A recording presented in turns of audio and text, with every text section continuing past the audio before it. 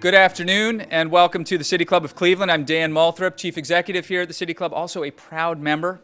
It's my pleasure to introduce our final program of 2014, a panel discussion reviewing Sustainable Cleveland's Year of Zero Waste.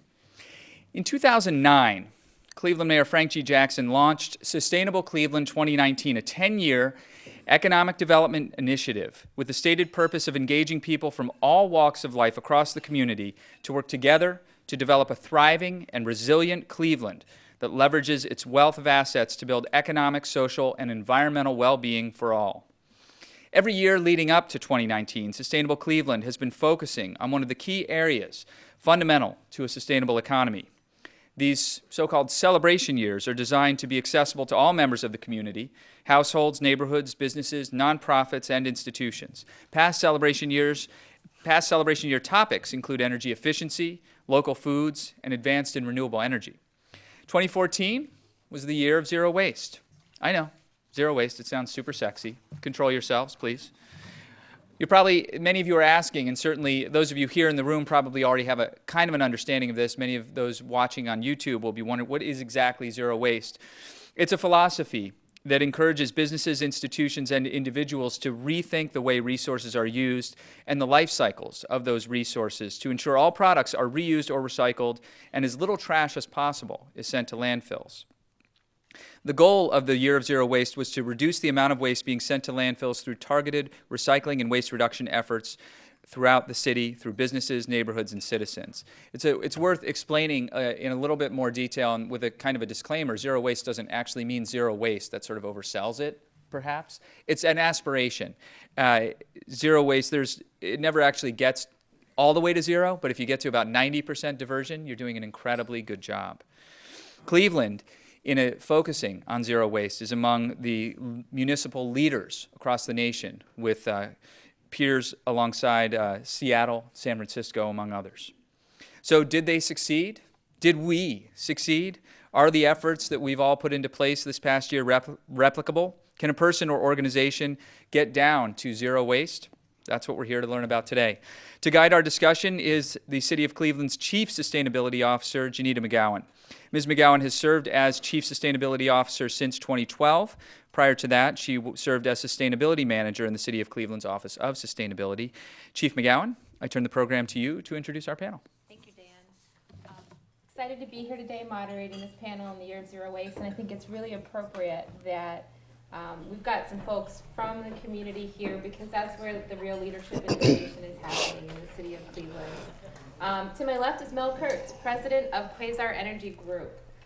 He's going to tell you a bit about their anaerobic digestion projects they have here in the state of Ohio and in the U.S., but also here in the Collinwood neighborhood of Cleveland. Next, we have Nicole McGee of the Upcycle Parts Shop and many other creative reuse projects. She's been doing this work since 2007, and we'll hear more about her work in the St. Clair Superior neighborhood. And we have Nicole Schiro. She's with PNC Bank, and she's Vice President and Brand Manager and leads their Near Zero Waste program. So Mel, let's start with you. Could you tell us about Quasar and Collinwood Bioenergy? What the heck is anaerobic digestion, and why are we doing it here in Northeast Ohio? That's kind of how they talked to me in the green room, too. These three ganged up on me. I felt like I didn't have a chance. It's really awesome. Anaerobic digestion has been around since the beginning of mankind, but what it is concentrating the organic fractions. It could be food waste, plant or animal, and it's biologically converting the carbon source to methane. That methane then can be used for combined heat and power, or our preference is motor vehicle fuel. It's just an enhanced form of anaerobic digestion. Our friends from Northeast Ohio Regional Sewer District are here, and they had anaerobic digestion, as most wastewater, or many wastewater facilities have. The problem is that they were using a technology that existed for a century, which means that they were digesting 2 or 3 or 4% solids max, where our system does a 12% solids. So it's just more efficient. It's done at body temperature. It's kind of like chewing it, your saliva and then your stomach and intestines. boom, done. Once in a while there's a surprise. We encourage the surprises from our biology. Why is it important? Why is that? Well, innovation always precedes legislation and regulation. So being on the front end of the technology, it's a less expensive alternative. For example, the sewer district here is in the same predicament that Pittsburgh and Columbus and many else are. Since the 80s, 97% of federal funds have gone, which is why most wastewater facilities, big facilities, are seeing double-digit rate increases to members right now, because the federal government's no longer providing the capital, so they have to go to the marketplace. And unfortunately, in many cases, that becomes a jobs prevention plan because you don't anticipate those changes. Most of us like our life insurance policies. You look at it once a year and you're trying to refamiliarize yourself, and all the time you're doing it, you're looking at your insurance policy saying, I hate doing this, I hate doing this. Well, it's kind of that way with water and sewer bills, because you see it once a quarter and you say, just pay it, get out of my way, I don't want to think about it anymore. But now when you pay it, you're going to see, I think it's double digit, it's called 11% increase for the next significant number of years. I know that Pittsburgh's is 14% now, and it's going up 12.5% for the next 5 consecutive years, each year. So it's a big impact, and it could adversely affect our economic development, and there's alternatives, and anaerobic digestion is one of the alternatives. So you're talking a lot about wastewater, biosolids to energy, but we know that about 30% of what goes into a landfill is organics, and a lot of that is food waste. Are you taking any food waste at your anaerobic digestion? How does that work? We are. The problem with the food waste is segregating it in a way that doesn't have contaminants and so forth in it. Heather Doherty's here from Emerson, and she runs the Grind to Energy program, which is a commercial garbage disposal. Emerson has 90+% of the domestic market. It's a 1/2 and 3/4 horsepower undersink. Well, they want to expand their market share, so they developed a 10 horsepower model that we have at the Horseshoe Casino, Tower City, and Cleveland Browns right now. And what it does is allows these entities to affordably macerate the food, send it to a separate tank so it's isolated from the sewer system, because a lot of times they do not want fats, oils, and grease because it causes problems in the sewer lines themselves. So by separating the food waste and the grease into a container, we come in with a truck, vacuum it out. There's no more rodents, pests, odor. If you drive behind a strip center, you'll see all the uglies of a restaurant and so forth. This eliminates that as a variable and allows us to take the food that has a higher energy value than sewage sludge does and convert it biologically to this methane and decide which value proposition we do. We are a provider to CPP, Cleveland Public Power's grid. We provide enough power for about 400 houses every day from this waste. It's really exciting. What do you think? You take poop, you take waste food, you take other byproducts from beverage companies, etc., put it in this tank, biologically convert it, and you can make motor vehicle fuel, electric for a lot of houses. For emergency circumstances, in Ohio State, we make at their Worcester campus, about 60% of the power is biological from our process. Thank you, Mel. So we're gonna. I wasn't done. We're gonna and go from organics to I think mostly actually inorganic materials. Nicole, would you tell us a bit about what's going on in the St. Clair Superior neighborhood and what is upcycling? How is this going to transform a neighborhood here in Cleveland? Well, thanks, Jenita, and thanks, Mel. I was really pushing him to use that poop word. I'm glad I just feel like it's important to know what we're talking about as we talk about zero waste. When we define upcycling, I'm all about defining what we talk about. So defining upcycling is about transforming or taking a leftover material or an unwanted thing, surplus, leftover, and transforming it adds value to it. So it's a creative input. I've been doing this as an artist myself for a while. I'm a huge fan of the sustainability summits because those are like a, did I just change my volume? No, you didn't do it. We're good, okay. Because the summits are a great way to sort of collaborate and be in touch. So since 2009, I've been building and getting to know more people. Starting in 2013, St. Clair Superior Development Corporation asked, could we do what this upcycling thing is that you're doing with materials, with vinyl flooring, with plastic, and apply that same strategy to a neighborhood? And we decided to write a grant proposal that ultimately got funded by Art Place America. And the answer is we're trying. We still are working on it. We think it's an amazing process, and we've had amazing buy-in from the St. Clair neighborhood. We define St. Clair as the area between East 55th and Addison, centered around St. Clair Avenue. And so this is a historic retail neighborhood. It's a Slovenian neighborhood. Historically, there used to be the retail spine and zipper. There was the industry to the north and residences to the south. It currently is there's a lot more poverty. There's a lot of disinvestment. It's sort of a forgotten area with the retail good bones. You know, there's storefronts that are boarded up and broken windows. But there's people who live there and people who do business there, many of whom have been there for decades and decades. And they care about their community. And the infrastructure is there. So what we've done is Upcycle St. Clair is the name of the revitalization strategy. We've been working with the existing assets and the strengths and the organizations and the buy-in that's there. The Slovenian National Home is there, St. Martin de Porres High School, St. Vitus Church, Empress Taitu, Ethiopian restaurant. There's some really great community partners in that area and lots of residents and merchants who care about their community. So working with them, getting to know them, we're sort of teaching what upcycling is. We're taking leftover materials, showing people how to work with them with their hands, making things. We have a store there that's called Upcycle Part Shop. It's like thrift store meets art supply store. And we're diverting waste there by accepting donations. We're a nonprofit, so we take donations from industry surrounding us as well as from residences, like people who, you know, we all have unfinished craft projects or extra little pieces of yarn and paper.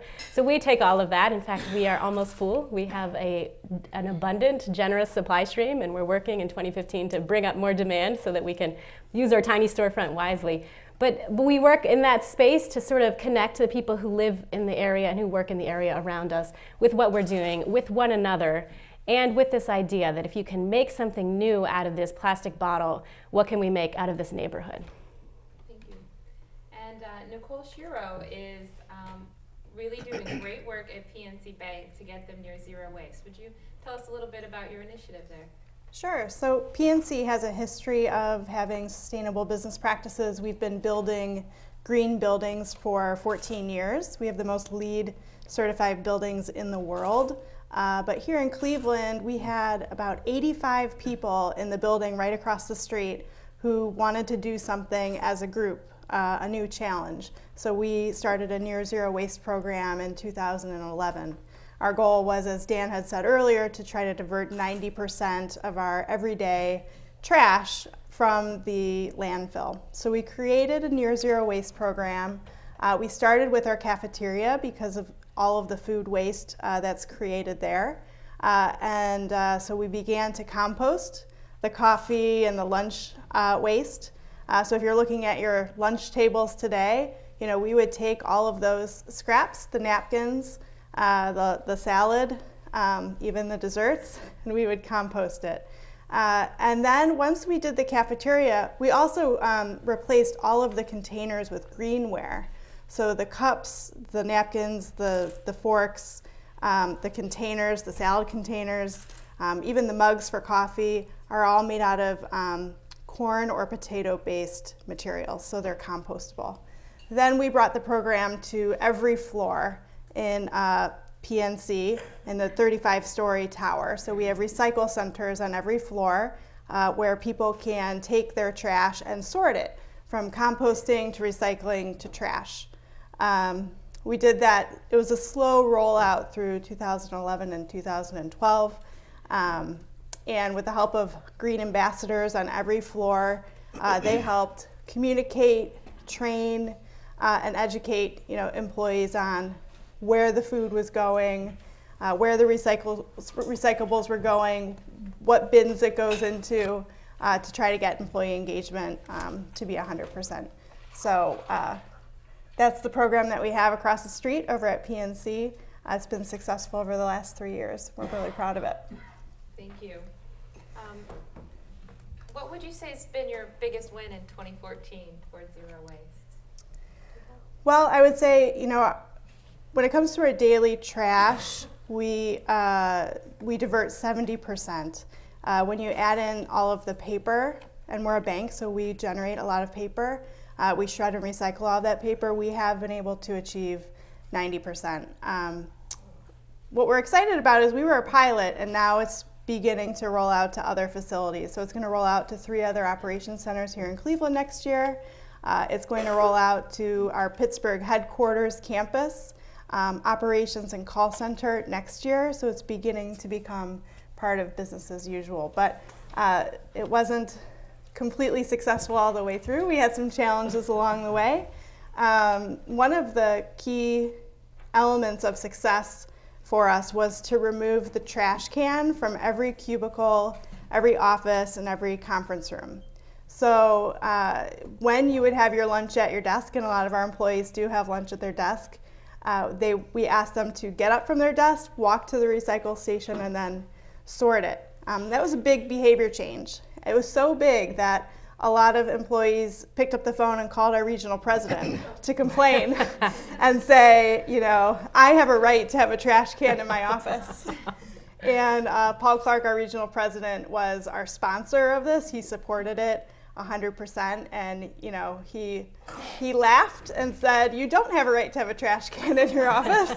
This is PNC's building, and this is what we're doing. So it was great to have that support. We also had one employee not understand the program, and instead of asking questions, he began hiding his takeout lunch containers under his desk.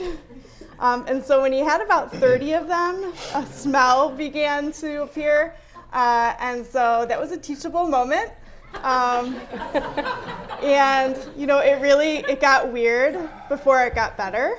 But it gets better. It gets better. But it's a process. So speaking of culture change, I think all of us who work in waste reduction or sustainability, that's kind of the bread and butter of what we do, and it's sort of the thing that greases the wheels of change. Nicole, your endeavor is about changing the culture of a neighborhood. How do you go about starting that? What are some things that others could learn if they're trying to change culture? Do you have any lessons learned or things to share about that? We are lucky in that we offer a upcycle part shop. That's our storefront, and it's right at 6419 St. Clair, so right in St. Clair. We're lucky that we operate at the confluence of community and creativity and sustainability. So people come to us from one of those areas, but they don't necessarily know about the other ones, which is kind of cool, you know? So somebody might want to divert, like, hey, I heard about you through the solid waste district, can I bring you this? And we say, sure. And we have an art class or a workshop happening this weekend, do you want to do that? Or somebody from the community, we get, you know, a lot of foot traffic, people will walk in and say, what are you guys? There's a couple thrift stores down the street, so that's, you know, people get us. And then they understand, like, oh, you take these kind of things. We recently made a really wise, probably slow decision to stop taking housewares, because, you know, you sort of start, we just opened in July, so we're figuring this out, but we kept getting like vases and figurines and all this stuff that was making us kind of stressed, and we realized those aren't art supplies, those are great things for somebody else. So we just stopped taking them, and we have an agreement with a thrift store down the street. So we say, you get first dibs, or we're going to take them to Salvation Army. We're not throwing them away, but that's not what we do. What we do is materials that can be reused creatively and reimagined, and that's what we try to sort of inspire people with. So we bring, you know, we're friendly, that's the biggest, I think, piece of it, and we're consistent. We have regular hours, we're open 4 days a week, and we welcome people in, we try to remember their names, and we try to, you know, get them where they're at. Like if you have kids, here, you can color, we have an art bar. It's a section of our store in the back. We call it an art bar because we want to communicate that this crafting stuff isn't just for children, and we think the word bar is a great way to get adult attention. So we purposefully call it an art bar, and we commissioned an artist down the street from us to make it out of pallet wood. It's bar height, and it adjusts to countertop height. We were really thoughtful about this. And there's even a seating height for wheelchairs. So the idea is that we can be creative in that space. You can also buy materials and take them with you. We're still figuring out how we do this, you know, how we transform community. But what we know is that people are meeting each other in this space that didn't feel comfortable talking to each other on the street before. And we know that we're a place where people can come in and sort of, it's somebody, we have a regular, his name is Marino. He comes every day that we're open, and he says it's like Cheers. And he just comes and hangs out with us, and we put him to work because he's willing. So we're like, hey, we need more wires for these flowers. And he helped me make these earrings. We cut them together. And So, you know, we have regulars, and the Marina's sort of like our ambassador, and it's just sort of about being accessible. My favorite story, my answer to the question of a success in 2014, I don't know if you asked me that, but I have a story for it. We had this little we have two neighbors that are siblings, CJ and Deja, and I think they're 11 and 13. And in September, we were painting these flowers on the sidewalk. We were using sidewalk stain, rather. We talked to the superintendent of sidewalks for the city, and he approved the stain. And so we were like using stencils and making these cool Slovenian designed flowers on the sidewalk, and asking people in the community to do this with us, to sort of just small ways to beautify, you know, things around us. And people kept driving by and saying, "You're the ones doing that," and "Hey, good work." And we would say, "Come on, join us." And some people would stop and get out. And we have this volunteer, CJ, who's 11, and he said to me, "You know, I'm glad I'm doing this, because I don't want to be one of those guys who says, somebody's got to do something about this neighborhood," and be like, "Well, what am I doing?" And I was like, "CJ!" And I like screamed and high-fived, and he was a little bit afraid of my reaction. But it's that, you know, it's sort of hearing those tiny comments that make us feel like we're doing something. Thank you. A great story. So Mel, what do you think is going to move the needle on shifting this region toward more anaerobic digestion of all of our organic fraction of our waste? I mean, we know that organics are one of the biggest contributors of greenhouse gases out of landfills. You know, what's it going to take a Quasar or a Quasar-like project to scale here? You see why I had such a hard time relating in the green room with what's going on here. We've invested $150 million in Ohio, capital investment. And the biggest opportunity, the biggest concern for all of us, I think, is momentum. Because if we get caught in the momentum of things, we find ourselves in a place that we didn't necessarily decide to go to. And that's both good and bad, mostly bad, I think. And the other problem is that it puts barriers on the way we look at the same problem. So, like you guys are talking about, they had to call the president to have him support the initiative, or else Humpty Dumpty would have fallen off the wall and would have been another good idea that didn't come to fruition. So it takes someone to make something happen. And this education paradigm that we have, we seem to think that we graduate and now we know all we need to know. Our education stops, and that's when it should really start. My hobby is I fly a helicopter, and I remember when he gave me my license, he held the license out, he said, "This is your license to learn." Okay, meaning I'm legal, but I'm probably not prepared for all the circumstances that I will be someday. And that's kind of what it is in the anaerobic digestion industry. There's 7,000 anaerobic digesters in Germany, which is the size of North and South Carolina. There's several hundred in the United States of America. Wow. If all of the biological feedstocks in Ohio were converted, the organic feedstocks in Ohio were converted, we could produce 20% of our total motor vehicle fuel in Ohio. If all of the sewage sludge, food waste, restaurant, industrial, and crop residuals, that's like a huge number. Imagine being able to go to this facility and make energy that you could power your vehicle. And we have 39 vehicles. Our most significant was in 2014 was we have 39 vehicles run on CNG. We cut our fuel costs by 60%. We don't have to be friendly with our competition. We'll just kick their butt. We win. Transportation is 15% of GDP. I like that. Zero waste is for winners. It is. Yeah. I guess I just got shut off. No. Oh no, please, go ahead. So I'd like all of the panelists to just share a little bit about your vision. So you guys are on the leading edge here in Cleveland. PNC has really raised the bar for what we can expect from offices in terms of waste. Nicole's really innovating in terms of engaging a neighborhood and re-envisioning and remaking itself. And Mel, you're really a leader in this technology. And what's next? You know, what's next? Where are we headed? What do you see down the pike? Well, I'll start in regards to zero waste. We had a roundtable meeting with the mayor and some business leaders here in Cleveland a couple months ago, in preparation for the Sustainability Summit in September. And somebody said, you know, there are a lot of best practices in this room, and we really need to create a forum to try to share them. And from that meeting, I've been able to share PNC's story and our sort of guidelines on how to create a zero waste program at your company, along with some resources. So I've been able to do a little bit of consulting and helping others from that meeting. So we've met with the City Club here to talk about how they could implement that here, and also at Geis, who owns the 9 across the street. So we're open to sharing tools, resources, and our time.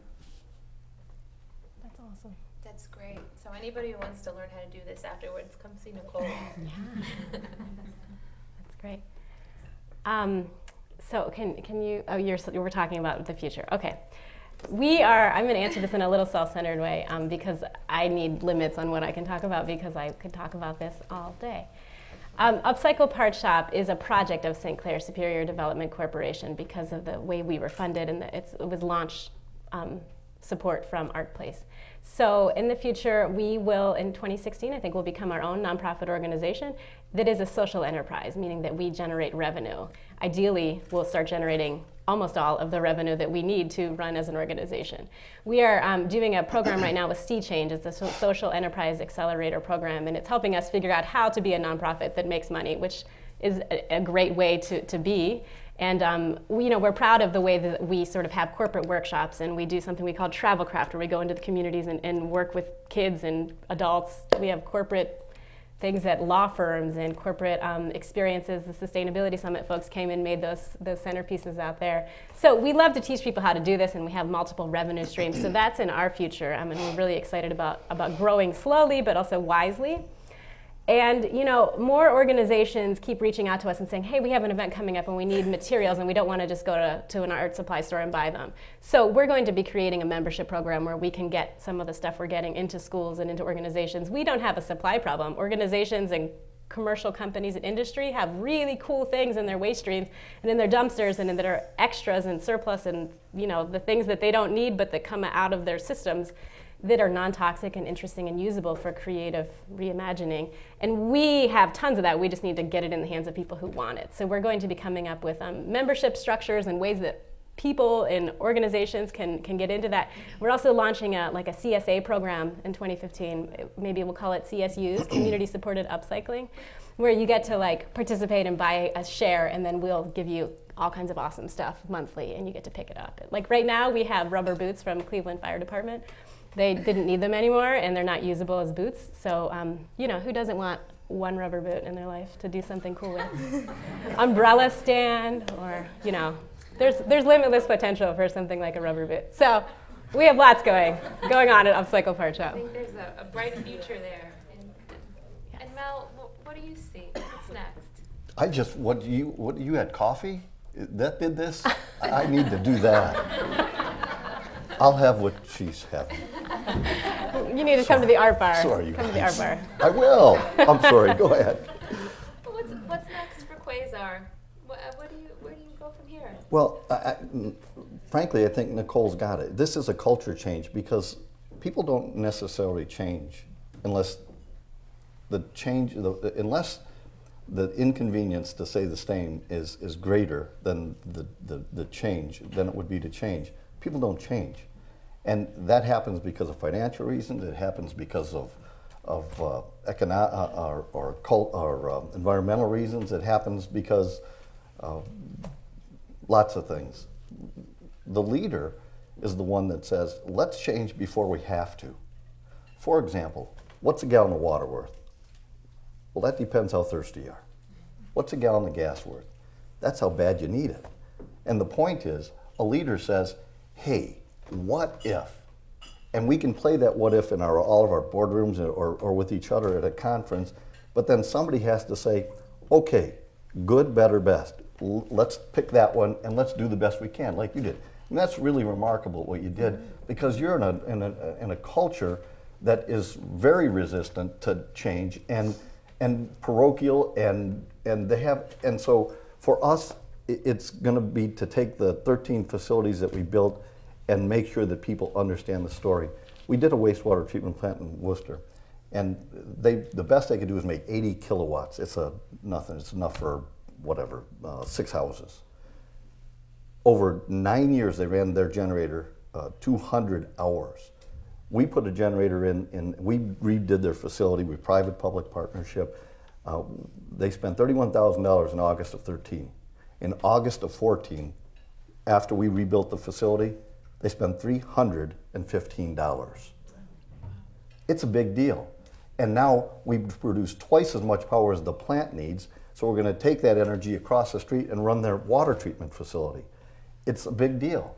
And that's also affects our cybersecurity issues, our homeland security issues. It creates a comfort zone for national security interests, and it's my understanding this microgrid technology is going to be expanding nationwide to provide security in the event that the cyber attack next time is not at Sony, it's with First Energy. And that's a real possibility that we've seen happen. Nobody thought that stuff could take place. But right now, 3% of all electric consumed in the United States is by wastewater treatment plants. If the same biosolids is converted biologically to methane, those same facilities could produce 12% of the total electric consumed in the United States. Not my numbers. US EPA, NACWA, the agency working for that manages most of the big wastewater plants. Huge opportunity, huge upside.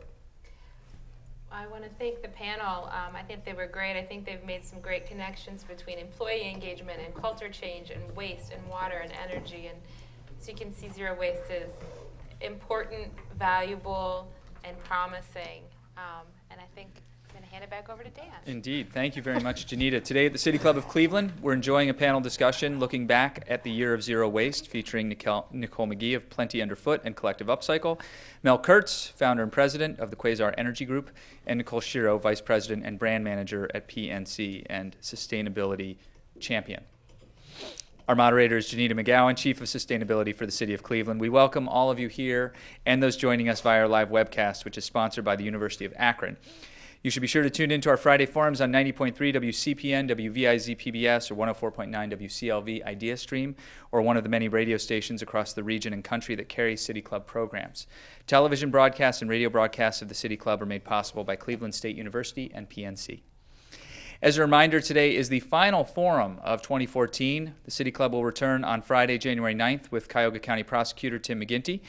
For more information about our upcoming and past forums, you're invited to visit us online at cityclub.org. We welcome guests at tables hosted by the Northeast Ohio Regional Sewer District, PNC, and Zero Waste NEO Working Group. We thank you all for your support. And now it's time for the traditional City Club Q&A, and I should say that they don't all have to be questions just for the panelists. If you've got a question about what the City of Cleveland is doing, I think Jenita's probably prepared to answer that. Maybe? I hope so. I hope so too.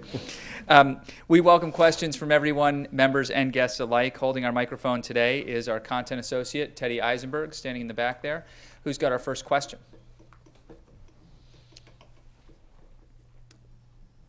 There we go.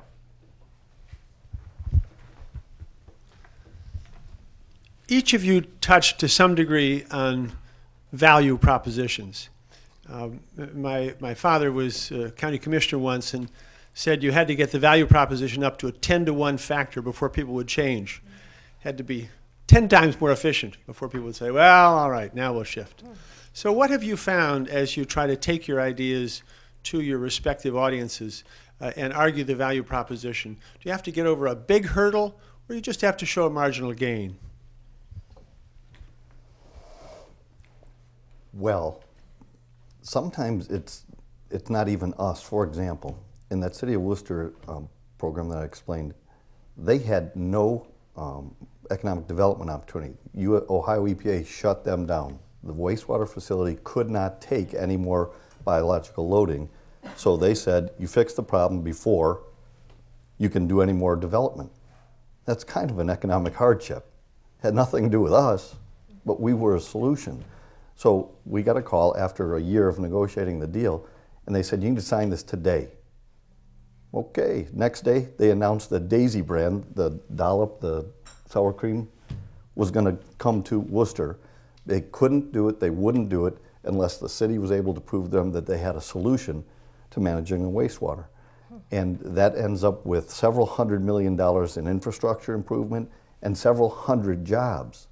So I don't know that we had to show them the value proposition of the city, because I suppose they could have continued to limp along until they were tired of paying the fines. But the reality is that when you do the right thing, good things happen. And doing the next right thing is easier than doing everything right. So inch by inch, it's a cinch. You don't knock down a big tree with a single blow.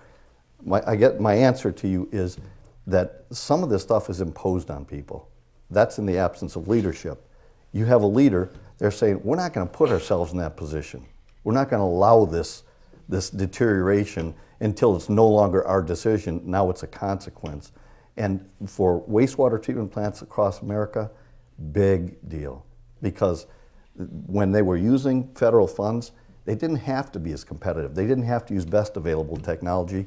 They used next available technology, and as a consequence, a lot of you, even in Cleveland, in Northeast Ohio, sewer and water rates are going up, and they didn't do it wrong. They just didn't do it as good as they could have, because the federal government kept providing funds and spending other people's monies like an elixir. You can't do it enough.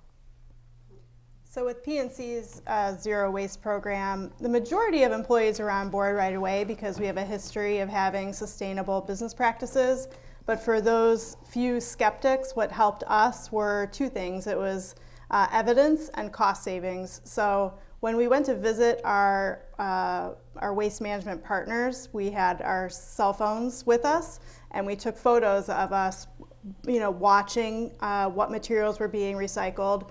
I have a photo of myself with boots on, standing on a compost pile. So we showed the evidence that we were there, that we asked the questions, and we saw how the process worked. And then we were able to talk about the cost savings of how we reduced our trash costs. Our trash at our building is only picked up once a month for a 35-story building. Wow. Our compost is picked up every day. So there was a big cost savings there. Also, when we removed all of the trash cans from everybody's offices, we didn't have to have a cleaning person pick up 150 trash cans on one floor. Now they were only going to 2 recycle stations, so we were able to reduce our cleaning costs there. So I think the cost savings for bankers, was a big, a big help. We have multiple audiences with Upcycle Part Shop. There's people like probably all of us in this room that feel good about getting rid of the things that aren't garbage, but you don't know where to take them. So that's one audience of donors. And that's been easy because you're already interested in sort of a meaningful pass along of your grandmother's vintage handkerchief collection or something like that. Like you want to make that contact. Another audience is people who consume, who want to buy art supplies and who want to take creative classes. The creative classes and the workshops, we're an innovative, interesting place. Mel already just whispered that he's going to come to the art bar. People are interested in that. Coming to us instead of going to Michael's or Packatans or Utrecht, that's where we need to create some behavioral change, and we need to sort of really work on marketing to that audience, because at a place that we collect donated materials, the exciting thing is you never know what you're going to see at our place, but you also don't know that you're going to get the thing that you really need for the project that you're working on. So sort of creating a unique experience every time you come to our place is what we offer. And the third audience, or the fourth audience, is our neighborhood, and just sort of being available, being consistent, and constantly welcoming people in is the way that we do that. You mentioned at the bank you eliminated the waste baskets and you eliminated this. What about the eliminated of that job? What happens to the elimination? I remember in school, a college professor gave us an idea that when people would go down to the river and bring back the well water, well, not the well water, but the actual water, and they would transmit history and culture from one generation to the other. So then we came along and we put a wire, tube in there, and we gave them a faucet. But now there was nothing for the people to do for those hours. So you got to do a compensation. What happens to all the jobs that are eliminated when you become more efficient this way? And we just can't say it's in the abyss, because in the abyss doesn't exist. It's the reality. Now, granted, if you cut your population and you cut this, maybe it works out, but that's not a reality. So what we did is, because the cleaning staff didn't have to go to as many cans, we were able to have them come to each floor multiple times a day rather than just once a day. So our floors were cleaner than ever. And then 18 months into the program, a member of our cleaning staff resigned. And when she resigned, we didn't replace that position. So nobody's job was eliminated, but we reduced the output that way. And from a broader perspective, our Cuyahoga County Solid Waste District has done a recent report on the economic development related to recycling jobs. And there are hundreds of jobs in Cuyahoga County in the recycling industry, and I believe that report's available from that agency. And so, you know, as the economy shifts, jobs shift, but the recycling industry creates a tremendous amount of jobs in and of itself. May I? Every time we hear a politician talk, they talk about jobs, jobs, jobs. Drives me crazy. Why aren't they talking about productivity, productivity, productivity? I claim that my supposition is that a lot of the jobs that have been created are responsible for some of the dilemma that we're facing right now. In addition to that, if people are in jobs that they know are make work jobs, somewhere you got to believe that there's a there's no accomplishment feedback. They're not proud of what they're doing, and the way you deal with that is continue to improve the quality of life by education, changing vocations, and creating opportunities. Like Jenita said, I mean, we were nothing 8 years ago. We were a dream, but now there's several hundred jobs that are associated with our company, and there's no make work jobs. If you came to a Quasar facility, you'd know if they were a Quasar. In fact, if you went to the mall, you'd know if they're a Quasar facility because they walk faster, because they talk faster, because they have a passion to accomplish something that's bigger than ourselves. A friend of mine said once, the true test of a man's character is planting a tree that he knows full well he'll never benefit from its shade. And that's this concept of jobs. Be careful that we aren't creating jobs that aren't providing a value in the community, because at some point, we all lose under that scenario. Conversely, if we create jobs where people are making a contribution, first they're proud. I'm on the board of Ginn Academy. 94% graduation rate, 84 first year graduating from college. These kids are inner city. They wear sport coats and ties based on their grade level. They're awesome. It's incredible. And the reason that they do that is because people don't care how much you know till they know how much you care. Teddy Ginn cares, and these kids are the beneficiary of it.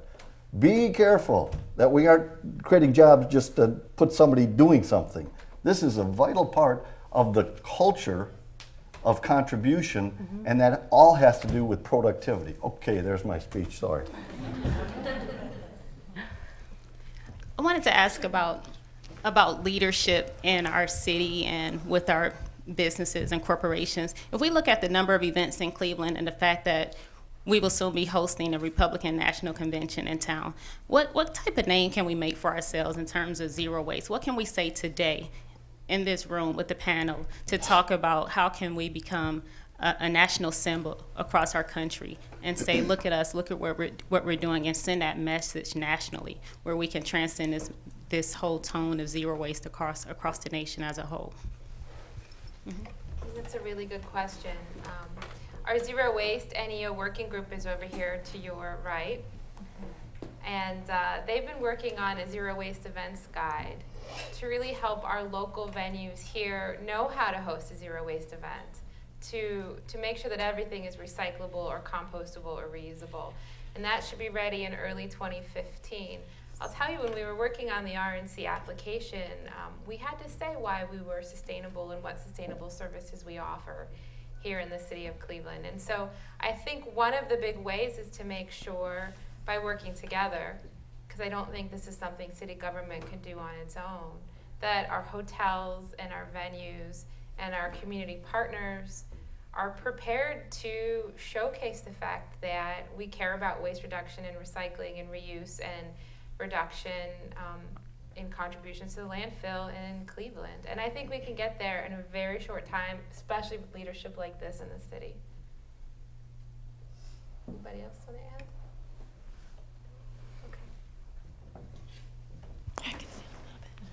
Hi, my question is for Mr. Kurtz. I was wondering if Quasar services the agricultural community, and with that, it was my concern about the alga bloom that we had in the summer in August. Yeah, we do. But the algae, you mean the algae bloom in Toledo? Mm-hmm. Yeah, that was a self-inflicted disaster that they caused themselves because they didn't follow the rules that Ohio EPA contracted them to do. They just blew it. That's just a fact. A lot of people don't know that. With regard to phosphorus, are you going to? Mm-hmm, okay. right. Yeah, nutrient mismanagement is rampant. It's kind of like having a speed limit with no way to enforce it. And the state of Ohio has passed legislation now that you have to be certified to be able to land apply nutrients and fertilizers over so many tons. So they're doing the next right thing. They're working towards a solution for an alternative. They're giving them a way to get there from here. And that means, for example, Scott's, you know, is a huge provider of fertilizer, but now they make a fertilizer with no phosphorus. Mm-hmm. With the technology that you all are responsible for discharge limits, like ourselves, now we can eliminate 100% of the phosphorus. It settles out, goes into sludge, and then we can package that separately to take it to a market that needs it. I don't know if that answers the question, but Yeah, I was also wondering how affordable is Quasar? Like, if you were an agricultural company, you know, there's a lot of small agricultural companies. I just was wondering, is it accessible to them to contract with you? yeah. To Rick's question, to match the two, green doesn't work. Green does not work unless it's less expensive. Over the long run, you might find somebody that's idealistic and has the capital to invest in an initiative in order to change a process and take a risk.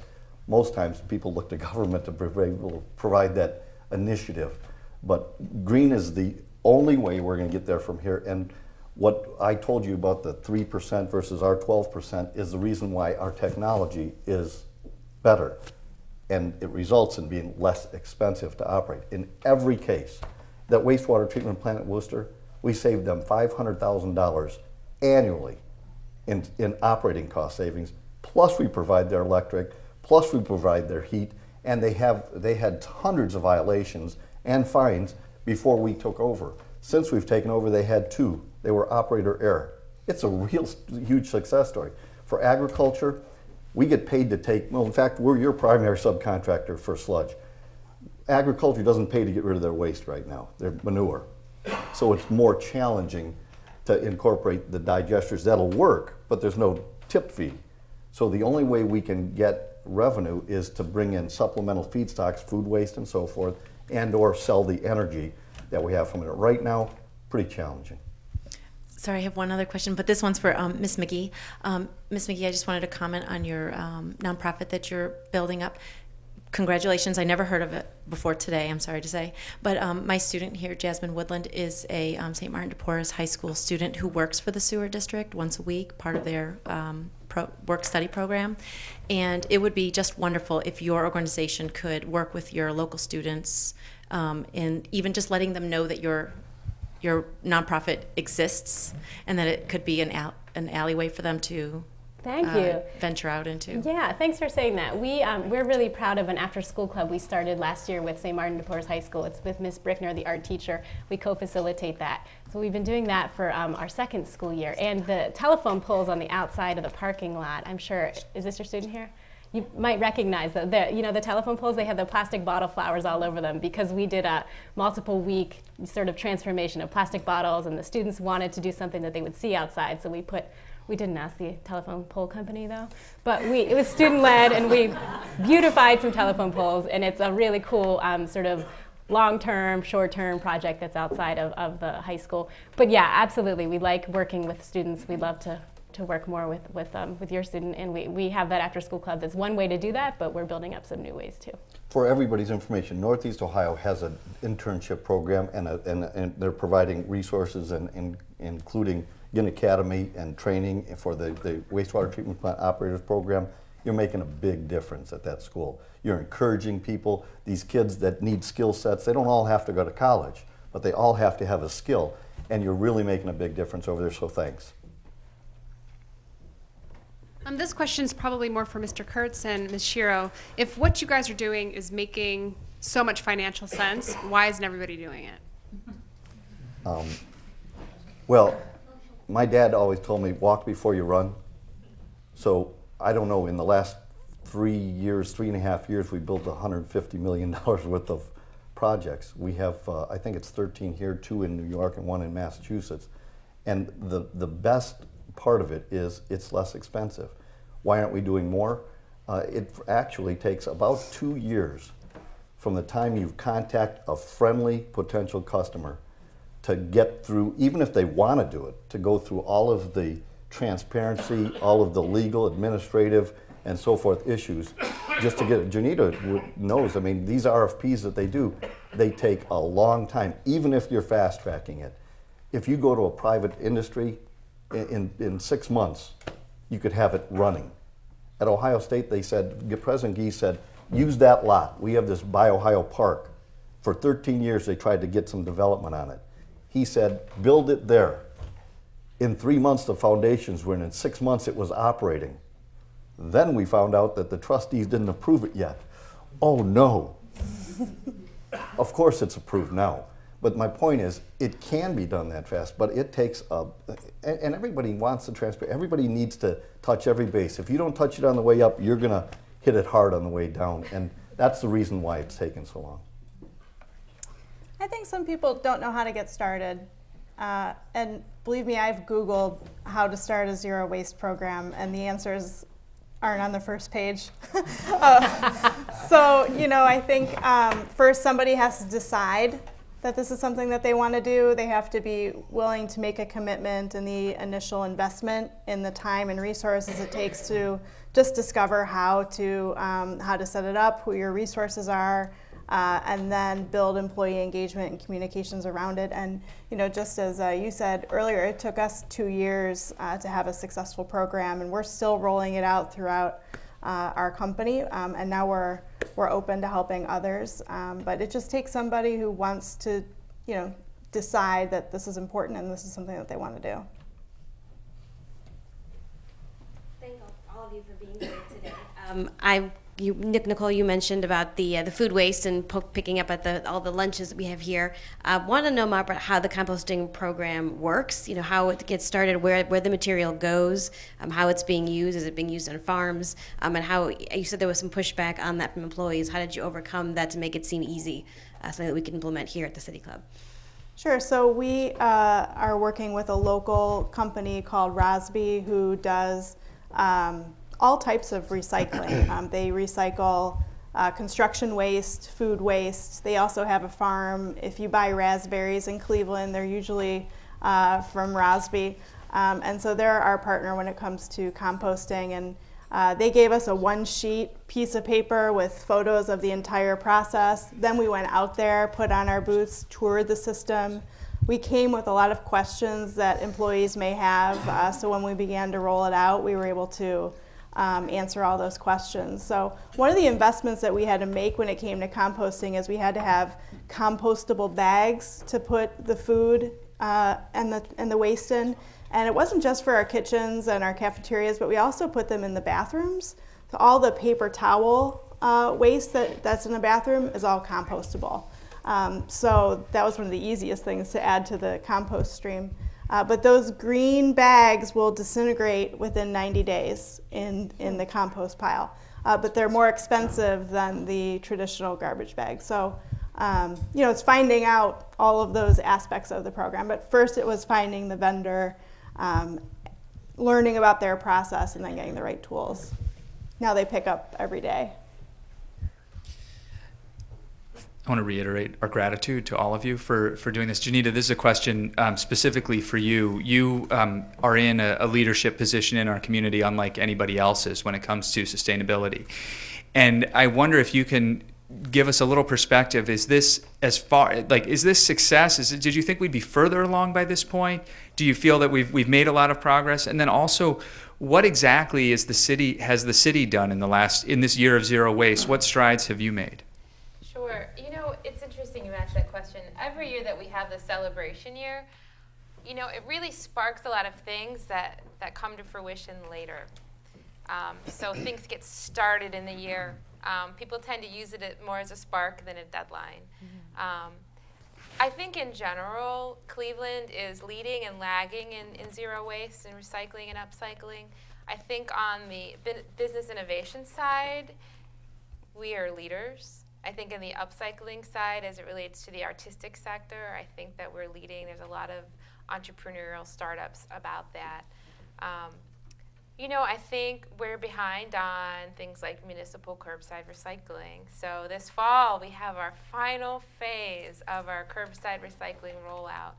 And I think our next challenge is tackling the organics fraction of our municipal waste stream and doing a better job of communicating with our residents on what to recycle and how and why it's important. And we're excited to be working with Curbside Value Partnership that's going to help us, that's helping us create a social marketing campaign to do that. You know, in terms of what we've accomplished during the year of zero waste, we've done some things like those downtown recycling bins. How many people have seen those curbside downtown? So, I mean, stuff like that really is honestly what people expect of every city to do. And so we're excited to have those. Those are actually great, very low contamination, high participation. We are putting in a grind-to-energy facility in the city's West Side Market, so that the food waste from the West Side Market will go to Collinwood Bioenergy and turn into power for Cleveland Public Power and maybe power one of your houses. So we're doing the work, but we have a long way to go. And I think for us to get to the place where I'd like us to be, it's going to take people doing things at home. It's going to take great policy coming from the government and programs coming from the government. And then it's going to take business innovation and participation. And I think we're going to get there, but we do have a ways to go.